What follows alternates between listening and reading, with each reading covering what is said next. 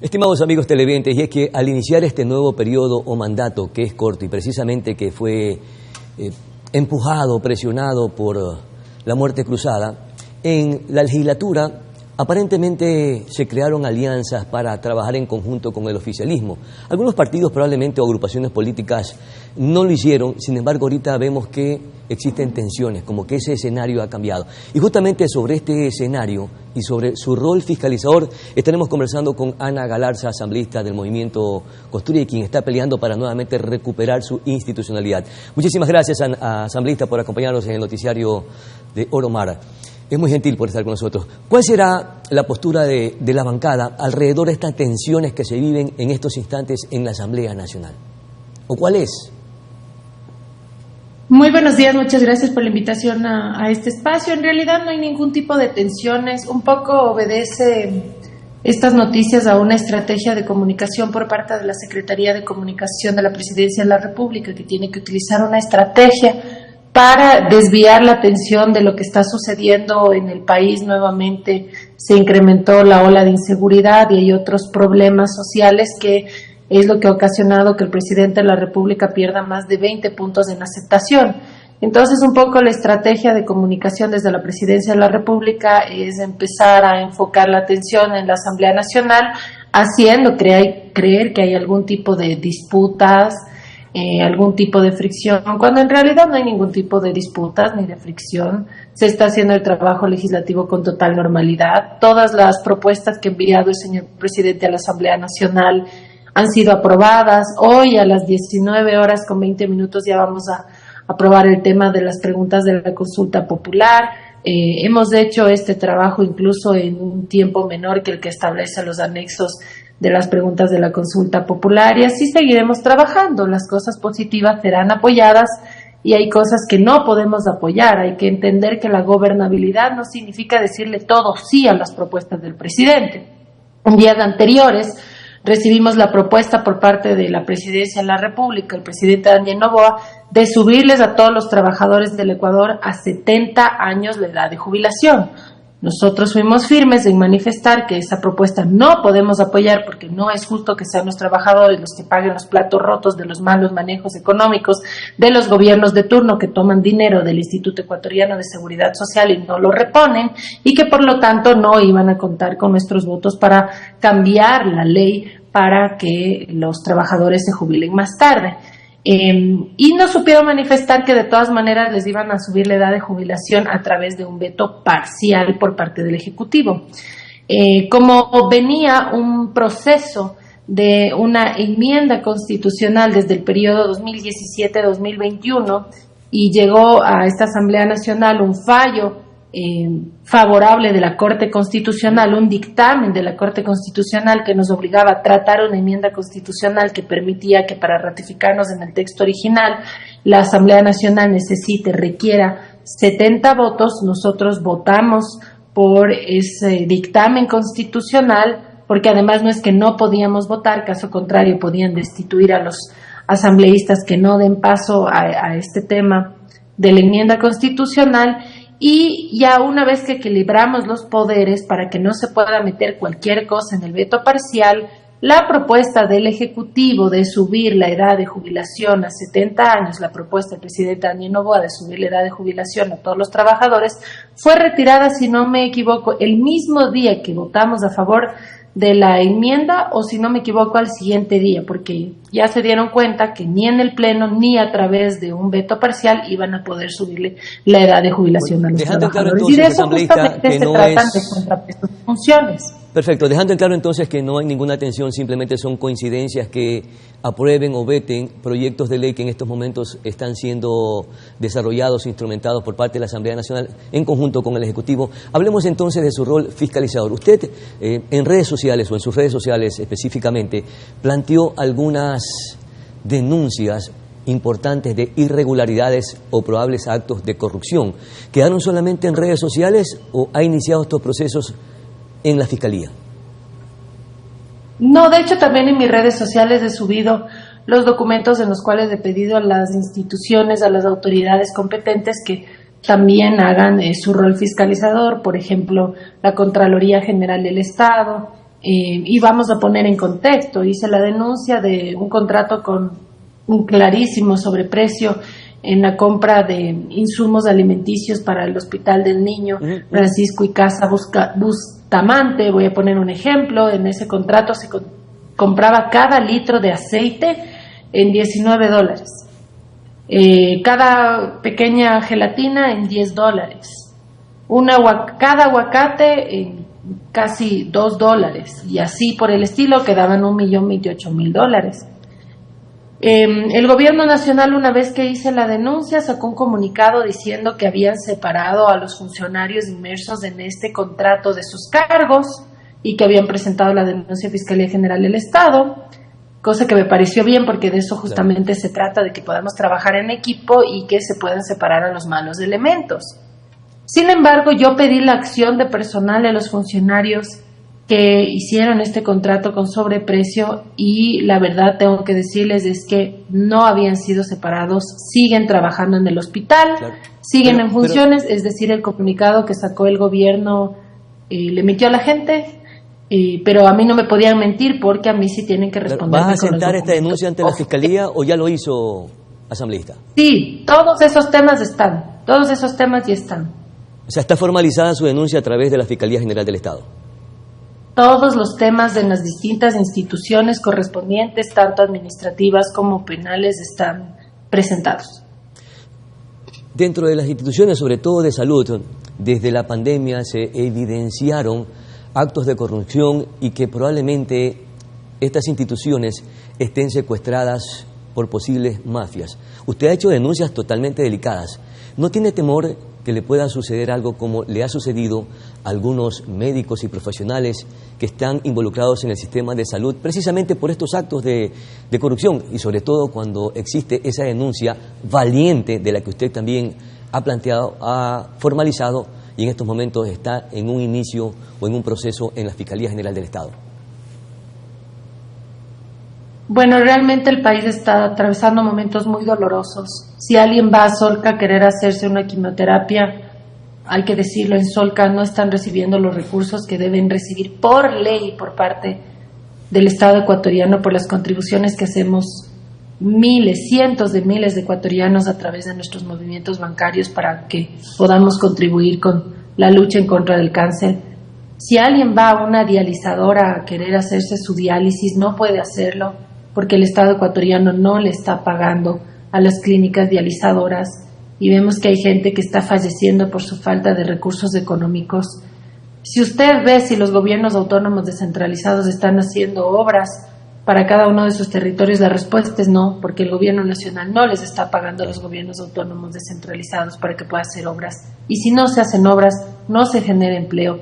Es decir, hay un círculo vicioso en lo económico que estamos viviendo justamente porque se permitió que se hunda el barco. Con cada huequito, con cada sobreprecio, con cada contrato que tenía un abuso, un sobreprecio, se hacía un hueco y se terminó hundiendo la economía del país. Ahora tenemos que endeudarnos con el Fondo Monetario Internacional para pagar la deuda de gobiernos anteriores. Este endeudamiento con el Fondo Monetario Internacional implicó 44 condiciones que nos pusieron, entre ellas quitar el subsidio de los combustibles, la aprobación del trabajo de contrato por horas, que no se contraten más funcionarios públicos, que no hayan gastos innecesarios en el Estado ecuatoriano. Bueno, muchas de esas condiciones en realidad son necesarias para poder sanear la economía del gobierno nacional y que así se puedan cumplir las obligaciones económicas que tienen tanto como deuda interna como deuda externa el Ministerio de Finanzas.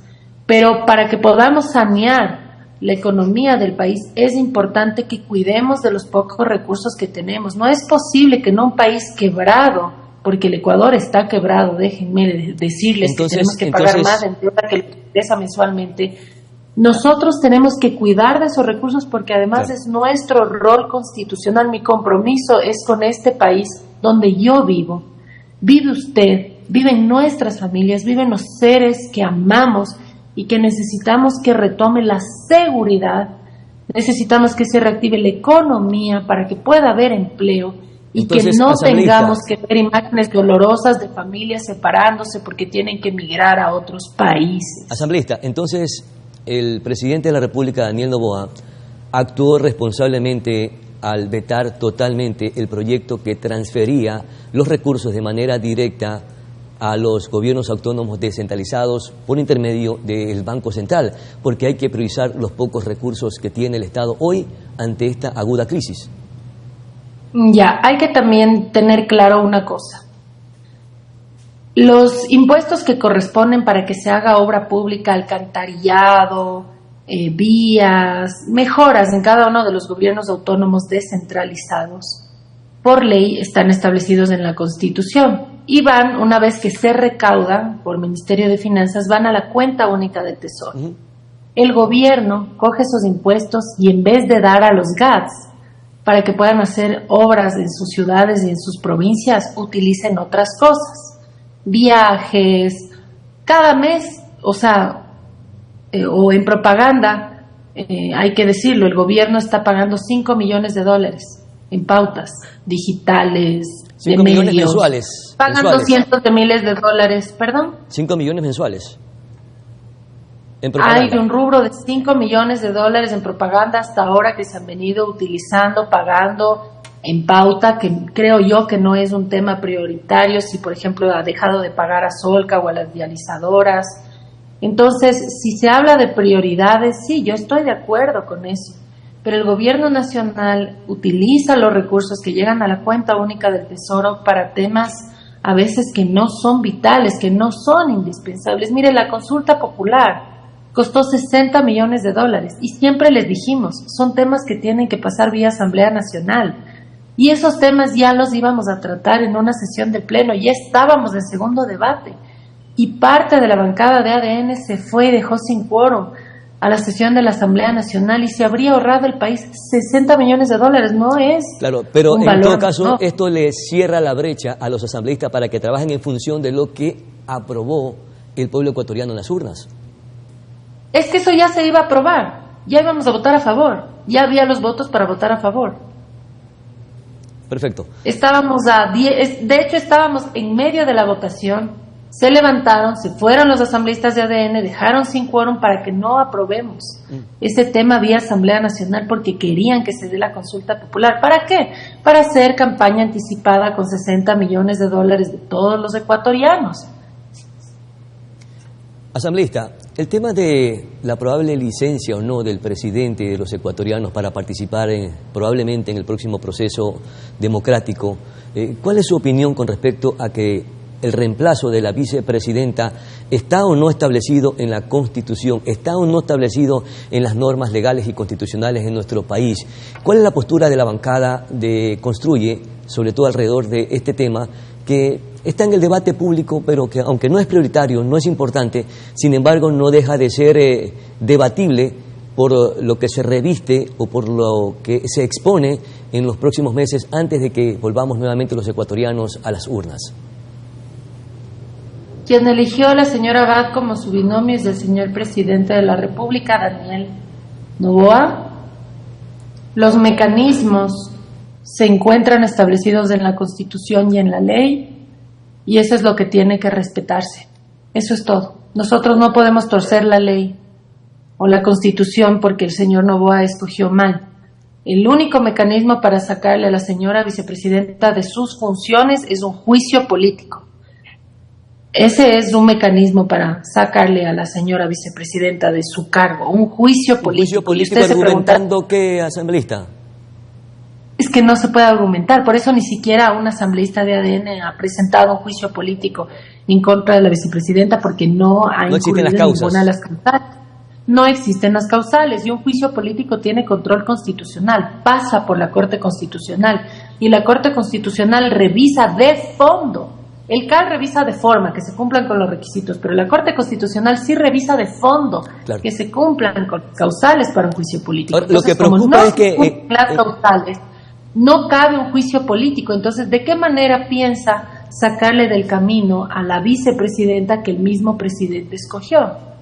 Bueno, aquí el debate gira alrededor de que si va o no a la reelección. Y ese es el problema, porque es algo sui generis lo que está sucediendo, porque es primera vez que se envía a una muerte cruzada. En todo caso, hay que revisar las normas y hay que revisar si hay ese vacío o no legal para poder ir o no a la reelección con licencia o sin licencia. Pero hay la posibilidad de otorgar indultos, en este caso. ¿Qué es lo que se ha analizado? Que se beneficie de estos indultos al presidente o al expresidente que en estos momentos está prófugo con ese estatus, y lo menciono porque así está dentro de la norma legal y constitucional del país, al expresidente Rafael Correa, pero también existe la posibilidad y que tenga mejores condiciones para darle el indulto al ex vicepresidente Jorge Glass, que sí tiene las características y reúne precisamente estas condiciones que se le pueda otorgar. Ya, el indulto, me parece excelente su pregunta. Lastimosamente tengo que decirlo y me da mucha pena, pero la señora vicepresidenta no sabe a veces lo que habla. Jurídicamente es imposible que ella le entregue un indulto tanto al expresidente como al ex vicepresidente. ¿Por qué? Porque dentro de los requisitos indispensables para entregar un indulto está el que la persona esté privada de libertad y además reconozca su delito. El señor Correa es prófugo, no está preso, por lo tanto no cumple este requisito. Y segundo, el señor Correa nunca va a admitir lo que él hizo en el entramado de corrupción en el Correato durante su gobierno.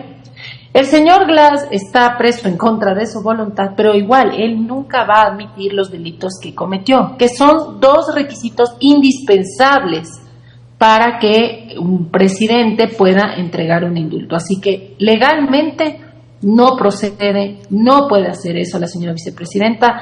Me parece que si es que se dio a entender que ella tenía pensado hacer algo así, legalmente no corresponde. Y aquí lo que se tiene que hacer es respetar las leyes que tenemos, justamente porque muchas veces no se respeta la normativa del país, es que el Ecuador está como está. Yo no sé por qué siempre tratan de ver cómo torcer la ley, cómo verle el huequito, el vacío legal, para salirse con la suya. No, la ley es clara y es lo que se tiene que respetar. Muy interesante su última apreciación y sobre todo el elemento que ha incorporado. Mi querida asambleísta Ana Galarza, muchísimas gracias nuevamente y por siempre conversar con Noticias Soromar. Sobre todo yo decía que el último elemento es importante porque ¿cuáles son las condiciones para otorgar el indulto?